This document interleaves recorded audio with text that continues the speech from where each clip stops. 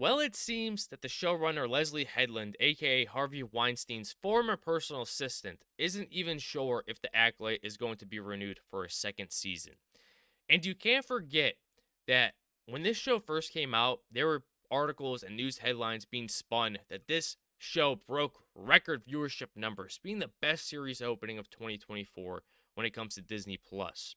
However, this year, when it comes to Disney Plus, they hardly put anything out, especially when it comes to Star Wars media, with the Acolyte being the only thing that was put on that streaming service this year, I believe.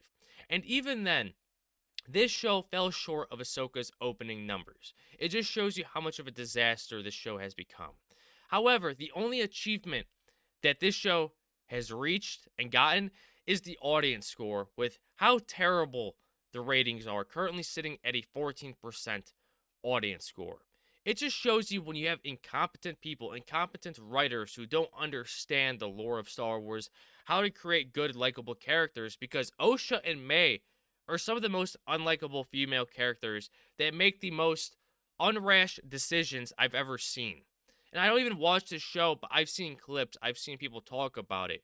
You see these, a sister, a twin, whatever it may be, you see one of these twins wanting to kill the other, and then the next episode they switch to being this loving twin, saying they're sorry, blah blah blah. It is absolutely crazy to me that whoever read the script, whether it was Kathleen Kennedy or some other executive, and greenlit it, it just shows you that these people don't understand anything and are just incompetent.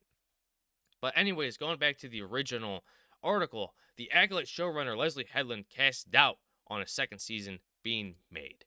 Leslye Headland, the showrunner for the Acolyte, recently cast doubt on the idea that the show will get greenlit for a second season. Speaking with Entertainment Weekly following the release of the show's fifth episode, Headland said, "Something that I've noticed is first seasons will end on what should have been the break into Act 2.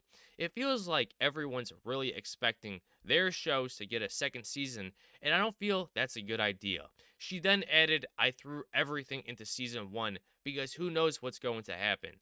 Despite Headland being unsure if the show will get renewed for a second season, she did inform the outlet that she has 4 or 5 major mysteries she'd like to explore if it does.